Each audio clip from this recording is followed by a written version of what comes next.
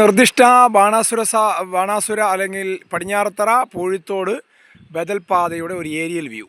ഇത് ബാണാസുരൻ മലനിരകളാണ് മുകളിൽ കാണുന്നത്. താഴെയാണ് ഈ ബദൽ റോഡ് ഭാഗം വരുന്നത്. ഈ മലനിരകൾ ഇങ്ങനെ നമുക്ക് കാണാം. ഇതാണ് താഴെ കൂടി പോകുന്നതാണ് പൂഴിത്തോട് പടിഞ്ഞാറത്തറ റോഡ്. ഇതിൻ്റെ അപ്പുറത്ത് വരുന്നതാണ് തരിയോട് മലനിരകൾ. ഇതിൻ്റെ രണ്ടിൻ്റെയും കൂടെ ഇടഭാഗത്താണ് ഇപ്പോൾ ഈ പാത കടന്നു പോയിക്കൊണ്ടിരിക്കുന്നത്.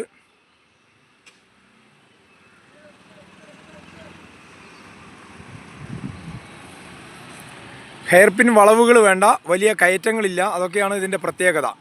പൂഴിത്തോട് പടിഞ്ഞാറത്തറ റോഡിൻ്റെ പ്രത്യേകത അതാണ്.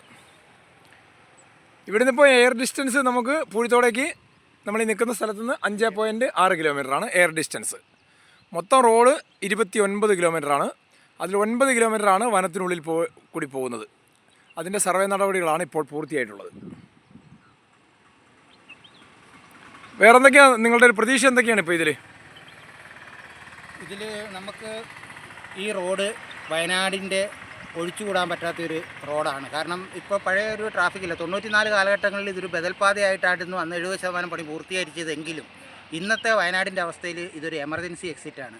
ഇപ്പോൾ തുരങ്കപാത ആ സൈഡിൽ നിന്ന് ആനക്കാമ്പോയിൽ മേപ്പാടി ആ സൈഡിലേക്ക് വരുന്നുണ്ട്. നല്ല കാര്യം, അത് വന്നാൽ നല്ല കാര്യം. ഇതേപോലെ പൂഴിത്തോടിൻ്റെ അവസ്ഥയാകരുത്. 70% പണി കഴിഞ്ഞതിന് ശേഷം അത് അങ്ങനെ പ്രശ്നം ഇങ്ങനെ പ്രശ്നമെന്ന് പറഞ്ഞ് ഇട്ടൊഴിവായി പോകരുത്. വയനാടിൻ്റെ ട്രാൻസ്പോർട്ടേഷൻ മേഖല ഒന്ന് ഡെവലപ്പാക്കിയേ പറ്റുള്ളൂ. ടൂറിസ്റ്റുകൾക്ക് ഇപ്പം വയനാട്ടിലേക്ക് വരാൻ ഒരു പേടിയാണ്. കാരണം ഏത് സമയത്ത് തിരിച്ചു പോകാൻ പറ്റും, എന്തെങ്കിലും ബ്ലോക്ക് ഉണ്ടാകുമോ എന്നുള്ള ചിന്തകൾ അവർക്കുണ്ട്.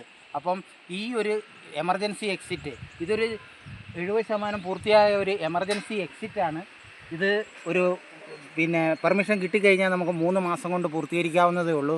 ഇത് വയനാടിൻ്റെ പ്രകൃതിപരമായിട്ട് വളരെ അനുയോജ്യമായ ഒരു മുടക്കങ്ങളും ഇല്ലാത്ത അനുയോജ്യമായ ഒരു റോഡായതുകൊണ്ട് ഇത് ഇന്നല്ലെങ്കിൽ നാളെ വരും. എത്രയും പെട്ടെന്ന് വന്നാൽ അത്രയും നല്ലതാണ് വയനാടിന്.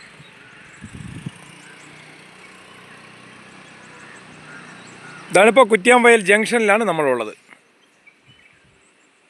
കാപ്പിക്കളം കഴിഞ്ഞുള്ള കുറ്റ്യാംവയൽ ജംഗ്ഷൻ.